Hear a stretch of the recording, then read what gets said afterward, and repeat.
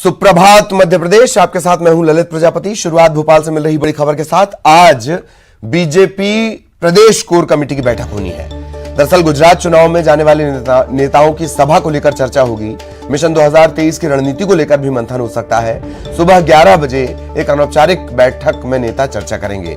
दोपहर 2 बजे से कोर कमेटी की औपचारिक बैठक होगी। CM Shivraj, V D Sharma, Narendra Tomar, Jyotiraditya Scindia इसमें शामिल होंगे।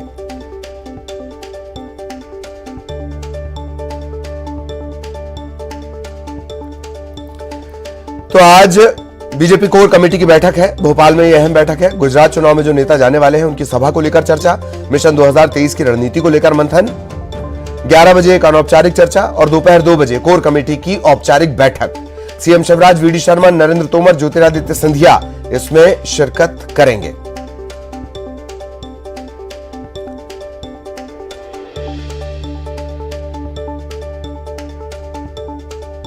दोपहर 2 बजे कोर कमेटी की औपचारिक बैठक होनी है।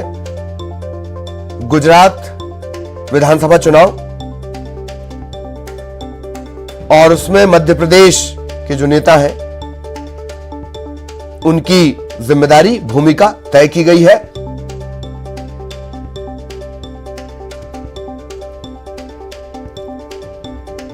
सहयोगी शैलेंद्र हमारे साथ जुड़े हुए हैं। सीधा शैलेंद्र के पास आपको लिए चलेंगे। शैलेंद्र, 11 बजे अनौपचारिक, 2 बजे औपचारिक, क्या कुछ इन बैठकों में? जी देखिए, बिल्कुल महत्वपूर्ण बैठक है क्योंकि मध्य प्रदेश में आने वाले समय में चुनाव भी हो और ऐसे में कोर कमेटी की बैठक होने जा रही है। हालांकि अभी जो विषय निकलकर सामने आया उसमें यही है कि मध्य प्रदेश के तमाम नेताओं को गुजरात की जिम्मेदारी भी सौंपी गई और उनकी भूमिका वहां किस तरीके से रहने वाली है, इस सबको लेकर चर्चा होगी। इसके साथ ही एक बात और निकल कर आई है कि पिछले दिनों जिस तरीके से आपने देखा कि रातापानी में एक बड़ी बैठक हुई थी जिसमें तमाम संगठन के बड़े दिग्गज नेता शामिल हुए थे और उस बैठक में किसी को भी अंदर जाने की अनुमति नहीं थी। नहीं, उस समय भी तमाम जो निर्णय जो है वो मध्य प्रदेश में किस तरीके से आने वाले समय में बीजेपी काम करेगी इसको लेकर तमाम जो मुद्दे हैं उन पर डिस्कशन हुआ था। और अब ये बताया जा रहा है कि आज जो बैठक होगी उसमें ये बताया जाएगा कि किस तरीके से वो जो उस समय निर्णय हुए थे उसको जमीनी धरातल पर किस तरीके से उतारना है।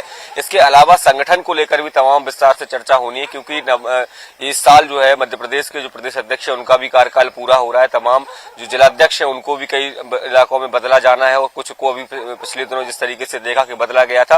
तो इस तरह की तमाम जो संगठनात्मक चर्चाएं हैं वो इस बैठक में होनी है। और आने वाले समय में मध्य प्रदेश में जिस तरीके से बीजेपी तमाम बड़े आयोजन करने जा रही हो, चाहे बिरसा मुंडा जयंती की बात हो या अन्य जो महापुरुषों की जयंतियों पर होने वाले कार्यक्रम हो या फिर भाजपा के कैलेंडर के हिसाब से तमाम जो कार्यक्रम है उन कार्यक्रमों को किस तरीके से जिला स्तर पर, ब्लॉक स्तर पर या बूथ स्तर पर करना है ताकि बीजेपी की रीति नीति और अपनी विचारधारा से जो आम मतदाता है उसको अवगत कराया जाए। तो इस सब को लेकर आज एक बड़ी रणनीति बनने वाली है। इसमें तमाम जो बड़े नेता है वो शामिल होंगे। हालांकि प्रदेश अध्यक्ष वी डी शर्मा की बात करूं या फिर हितानंद शर्मा हो या फिर तमाम जो बड़े पदाधिकारी हैं वो इसमें शामिल होंगे। केंद्रीय मंत्री नरेंद्र सिंह तोमर, ज्योतिरादित्य सिंधिया भी भोपाल पहुंच चुके हैं। ज्योतिरादित्य सिंधिया ने तो कल खुद मुख्यमंत्री शिवराज सिंह चौहान से भी मुलाकात की थी। तो पहले 11 बजे अनौपचारिक तौर पर चर्चा होगी और उसके बाद जो है वो 2 बजे अनौपचारिक चर्चा आयोजित की गई है। जी, एक बात और है शैलेंद्र की, भले ही औपचारिक अनौपचारिक चर्चाओं के दौर चले पर कांग्रेस की पदयात्रा भले ही बताया ना जाए पर केंद्र में हो सकती है, चर्चा के केंद्र में। शैलेंद्र, बिल्कुल आपने ठीक कहा कि जिस तरीके से अभी लगातार यात्रा आगे बढ़ रही है और 20 नवंबर की देर शाम मध्य प्रदेश में प्रवेश करेगी और 3 दिसंबर तक यानी लगभग 13 दिन तक ये मध्य प्रदेश में यात्रा रहेगी। और मध्य प्रदेश कांग्रेस जो है उसको लेकर व्यापक तैयारियां कर रही है। उनका दावा है कि प्रतिदिन 1 लाख लोग जो है राहुल गांधी की इस यात्रा में शामिल होंगे और ये वो बेल्ट रहेगा, पूरा आदिवासी बाहुल्य बेल्ट है। बुरहानपुर से प्रवेश करके आगर मालवा के से वो राजस्थान की तरफ कूच करेंगे। तो ये लंबा इलाका है, लगभग 4 लोकसभा क्षेत्र, 26 से अधिक विधानसभा क्षेत्रों को ये विधानसभा जो यात्रा है वो कवर करेगी। और ऐसे में भले ही बीजेपी ये उसको लाइटली बात करती हो कि उनकी यात्रा से कोई फर्क नहीं पड़ने वाला है, लेकिन जिस तरीके से बीजेपी नेताओं के लगातार बयान आते रहते हैं ये वो बताते हैं कि किस तरीके से वो उस पर नजर बनाए हुए हैं और उस पर कहीं ना कहीं उनको भी अंदेशा है कि आने वाले समय में मध्य प्रदेश में चुनाव हो और उसका कुछ असर जो है वो देखने को ना मिले। तो आज जो आपने कहा वो बिल्कुल बात ठीक है कि केंद्रीय नेतृत्व यहाँ पर रहेगा, प्रदेश के तमाम पदाधिकारी यहाँ पर रहेंगे और ऐसे ऐसे में राहुल गांधी की यात्रा की किस तरीके से रणनीति रहने वाली जी। है या फिर उसको किस तरीके से डिफेंड करना है मध्य प्रदेश में, इस सब को लेकर भी चर्चा हो सकती है। जी जी जी जी। चलिए, बहुत बहुत धन्यवाद आपका शैलेंद्र, इस तमाम जानकारी के लिए। नजरें लगातार इन बैठकों पर बनी हुई